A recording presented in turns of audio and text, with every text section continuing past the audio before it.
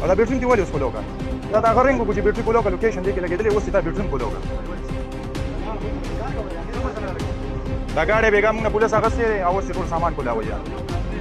بالکل مرګري ولا بغوت هم نوړې ها صحیح ده تاسو ولا بالکل څنګه پولیس والي نو دا تاسو بیا ته راوستي څنګه دا باندې خبره سي سي سره نه نو دا څنګه کوتي مو څنګه لکه مسالې ته زما ګاډي څنګه نه دا ګاډي ما بیګا پتاڼه کیو درولو تاڼه خبره نه ده پتاڼه کی نه نه تاسو زما ګاډي تاسو څنګه راکولو کړې قانون کې پریدا قانون دا کې چې ما ته زما دا ګاډي نه تاسو ګوډونه کړو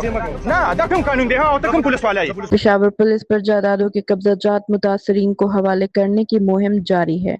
लेकिन अब एक और तशवीशनाक मामला सामने आया है। पेशावर पुलिस ने बैंकों की नादहिंदा गाड़ियों की रिकवरी की जिम्मेदारी भी संभाल ली है। पेशावर के एक डॉक्टर ने इल्जाम आयद किया है कि बैंक की सिर्फ 2 एक साथ बकाया होने पर थाना चमकनी पुलिस ने उनकी गाड़ी अपनी तहवील में ले ली, उन्हें थाने मुंतकिल किया और बाद में गाड़ी एक वर्कशॉप में मुंतकिल कर दी गई,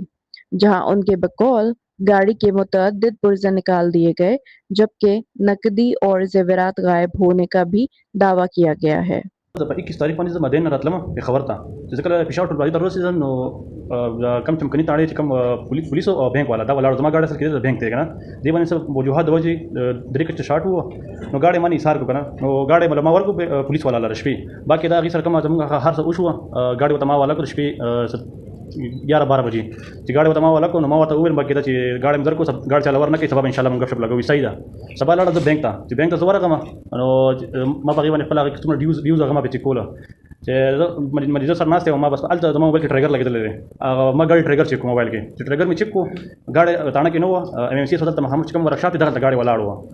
چې ما تانه ته کالو کو ما ته نمبر وونه ما ګوګل نمبر ورو وصل تانه چمکني تانه چې ما کالو کو ما ته زما ګاډي ته هند ور کړی ګاډي تانه کې نشته دی نو هغه ما ته جواب کیو چې ګاډي ته بینګ نه کلیئر کا بیا ما سره غب شپ لګا بیا مت کالو کا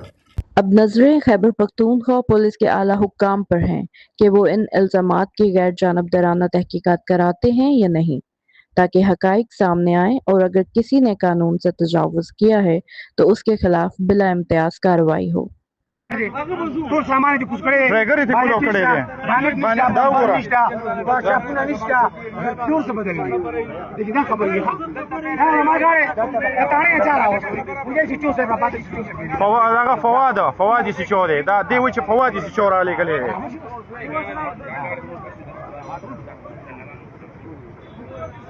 موږ غاړه وته